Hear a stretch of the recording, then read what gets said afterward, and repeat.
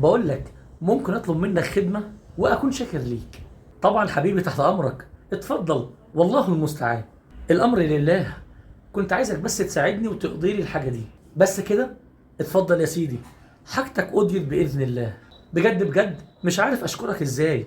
ميرسي كتير ليك، ميرسي قوي قوي قوي. ايه ده؟ ميرسي؟ طب ميرسي دي بقى هتفيدني بايه ولا هتنفعني بايه؟ مش فاهم. امال اشكرك ازاي؟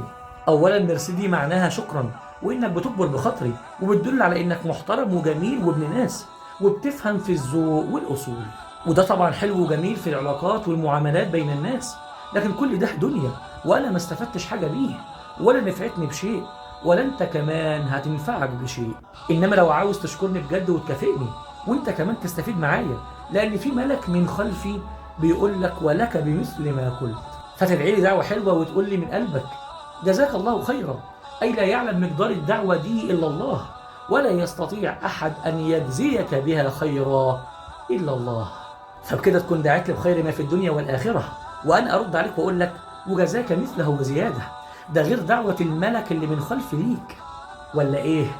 ولا فعلا عندك حق. وانا ما كنتش اعرف كده بجد. ده كنز عظيم وثواب كبير انا ما كنتش واخد بالي منه.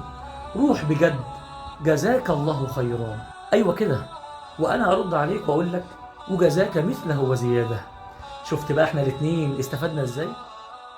وانا بجد بحبكم في الله، وبقول لكم جزاكم ربي خيرا على وقوفكم جنبي ومساندتكم ليا في نشر الدعوه والخير بين الناس. ويا ريت تدعوا لي الدعوه دي تحت في الكومنتات، وانا ارد عليكم واقول لكم وجزاكم مثله وزياده.